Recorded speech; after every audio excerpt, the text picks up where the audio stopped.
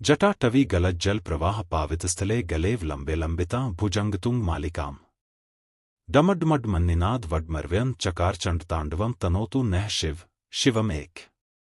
उनके बालों से बहने वाले जल से उनका कंठ पवित्र है और उनके गले में सांप है जो हार की तरह लटका है और डमरू से डमट डमट डमट की ध्वनि निकल रही है। भगवान शिव शुभ तांडव नृत्य कर रहे हैं, वे हम सबको संपन्नता प्रदान करें। जटाक्टा हसंभ्रम भ्रमनिलिंप निर्जरी विलोल विचिवल्लरी विराजमान मूर्धनि धगद् गद् गज्ज्वल ललाटपट पावके किशोर चंद्रशेखरे रतिया प्रतिक्षणम मम।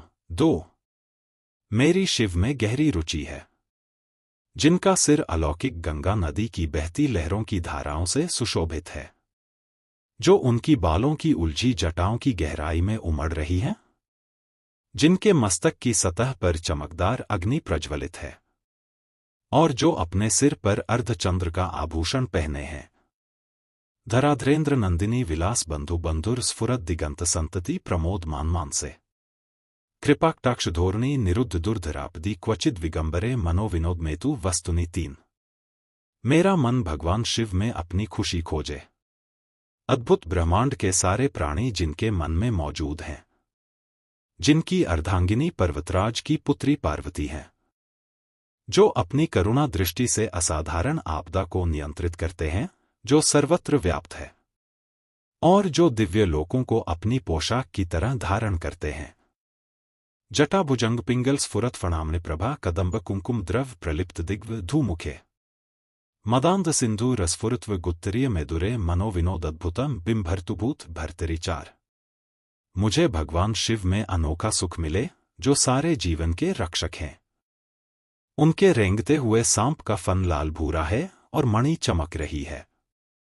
ये दिशाओं की देवियों के सुंदर चेहरों पर विभिन्न रंग बिखेर रहा है, जो विशाल मदमस्त हाथी की खाल से बने जगमगाते दुशाले से ढका है। सहस्रलोचन प्रभृत्य शेषलेख शेखर प्रसुंधूली धोरणी विधूसरा ग्रिपीठभूह भुजंगराज माल्यान निबद्ध जाट चूटकह श्रिय चिराय जायता चकोर बंधु शेखरः 5। भगवान शिव हमें संपन्नता दे, जिनका मुकुट चंद्रमा है, जिनके बाल लाल नाग के हार से बंधे हैं, जिनका पायदान फूलों की धूल के बहने से गहरे रंग का हो गया है, जो इंद्र, विष्णु और अन्य देवताओं के सिर से गिरती है। ललाट चत्वरज्वल धनंजय स्फुलिंगभा निपीत पंच सायकन्नम निलिंपनायकम सुधाम्युख लेख्या विराजमान शेखरन महकपाले संपदे शिरोजटाल मस्तुना 6। शिव के बालों की उलझी जटाओं से हम सिद्धि की दौलत प्राप्त करें, जिन्होंने कामदेव को अपने मस्तक पर जलने वाली अग्नि की चिंगारी से नष्ट किया था, जो सारे देवलोकों के स्वामियों द्वारा आदरणीय है, जो अर्धचंद्र से सुशोभित है। कराल भालपट्टिका धगद् गद् गज्ज्वल धनंजया धरीकृत प्रचंड पंचसाय के धराधरेंद्र नंदिनी कुचाग्र चित्रपत्र कप्रकल्पनायक शिल्पिनी त्रिलोचनेर्तिर्मम 7। जी भगवान शिव में है, जिनके 3 नेत्र हैं, जिन्होंने शक्तिशाली कामदेव को अग्नि को अर्पित कर दिया। उनके भीषण मस्तक की सतह डगद डगद की ध्वनि से जलती है। वे ही एकमात्र कलाकार है जो पर्वतराज की पुत्री पार्वती के स्तन की नोक पर सजावटी रेखाएं खींचने में निपुण हैं। नवीन मेघमंडली निरुद्ध दुर्धर स्फुरत कुहुनिशीत नितमः प्रबद्ध बद्ध कंधरः निलिंप निर्जरी धरस्तनोतु कृत्य सिंधुरः कलानिधान बंधुरः श्रियन जगन धुरंधरः 8। भगवान शिव हमें संपन्नता दे। वे ही पूरे संसार का भार उठाते हैं, जिनकी शोभा चंद्रमा है, जिनके पास अलौकिक गंगा नदी है, जिनकी गर्दन गला बादलों की परतों से ढकी अमावस्या की अर्धरात्रि की तरह काली है। प्रफुल्ल नील पंकज प्रपंच कालिम प्रभा विडंबी कंठकंध रारुचि प्रबंध कंधरम स्मरच्चिदम पुरच्चिंद भवच्चिदन मखच्चिदन गजच्चिदांद कच्चिदन तमंत कच्चिदम भजे 9।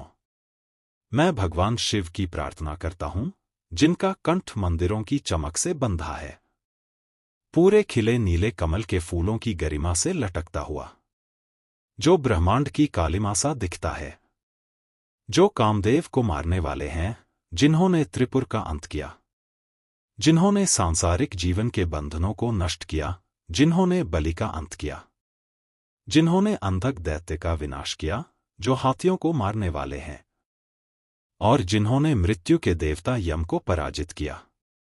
अखर्व सर्वमंगला कलाकदंब मंजरी रस प्रवाह माधुरी विजृंभणा मधुव्रतम स्मरांतकम पुरातकम भावंतकम मखांतकम गजांतकांतकांतकम तमंतकांतकम भजे 10। मैं भगवान शिव की प्रार्थना करता हूं, जिनके चारों ओर मधुमक्खियां उड़ती रहती हैं।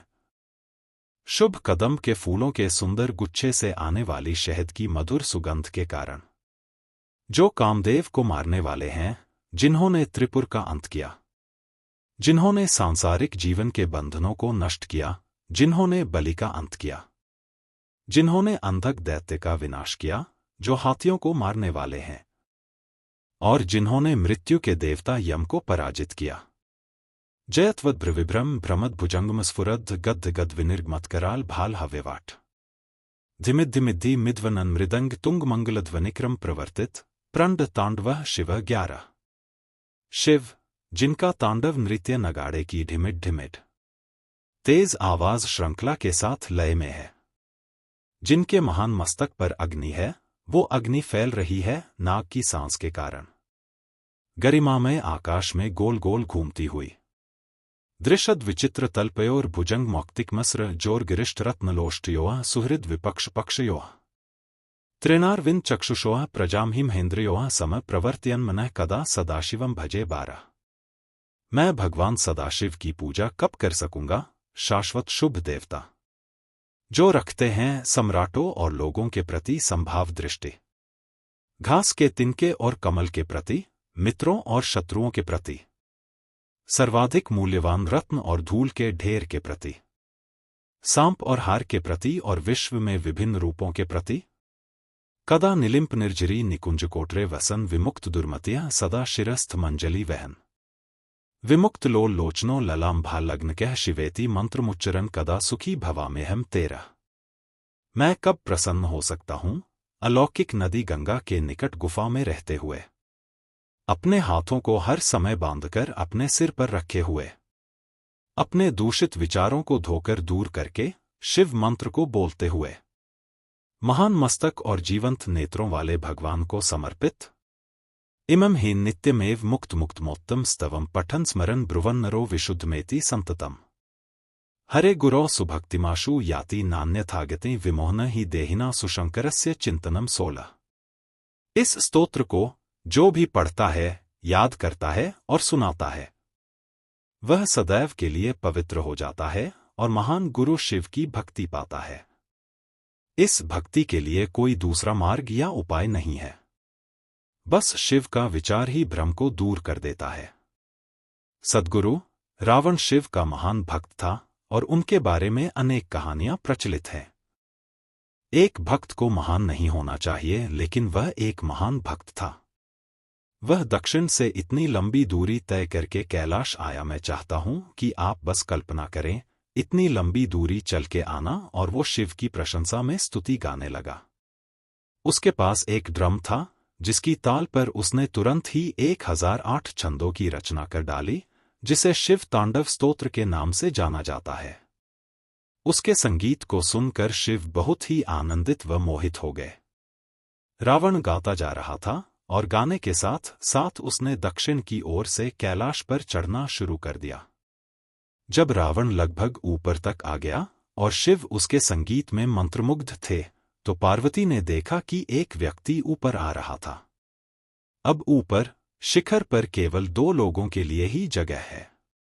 तो पार्वती ने शिव को उनके हर्षोन्माद से बाहर लाने की कोशिश की। वे बोलीं, वो व्यक्ति बिल्कुल ऊपर ही आ गया है। अब ऊपर शिखर पर केवल 2 लोगों के लिए ही जगह है। तो पार्वती ने शिव को उनके हर्षोन्माद से बाहर लाने की कोशिश की। वे बोलीं, वो व्यक्ति बिल्कुल ऊपर ही आ गया है। लेकिन शिव अभी भी संगीत और काव्य की मस्ती में लीन थे। आखिरकार पार्वती उनको संगीत के रोमांच से बाहर लाने में सफल हुई, और जब रावण शिखर तक पहुंच गया तो शिव ने उसे अपने पैर से धक्का मारकर नीचे गिरा दिया। रावण, कैलाश के दक्षिणी मुख से फिसलते हुए नीचे की ओर गिरा। ऐसा कहा जाता है कि उसका ड्रम उसके पीछे घिसट रहा था और जैसे जैसे रावण नीचे जाता गया, उसका ड्रम पर्वत पर ऊपर से नीचे तक एक लकीर खींचता हुआ गया। अगर आप कैलाश के दक्षिणी मुख को देखें तो आप बीच में से ऊपर से नीचे की तरफ आता एक निशान देख सकते हैं।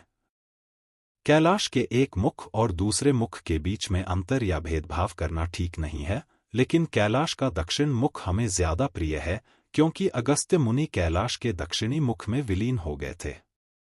तो ये शायद सिर्फ एक दक्षिण भारतीय पक्षपात है कि हमें कैलाश का दक्षिणी मुख ज्यादा पसंद है, और मुझे लगता है कि ये सबसे ज्यादा सुंदर है। ये सबसे ज्यादा श्वेत भी है क्योंकि वहां बहुत ज्यादा बर्फ है। कई तरीकों से इस मुख में सबसे ज्यादा तीव्रता है, लेकिन बहुत ही कम लोग हैं जो कैलाश के दक्षिणी मुख की ओर जा सकते हैं। ये बहुत ही दुर्गम है और वहां पहुंचना कम लोगों के लिए संभव है क्योंकि इसका मार्ग अन्य मुखों की तुलना में बहुत ज्यादा कठिन है और कुछ खास तरह के लोग ही वहां जा सकते हैं।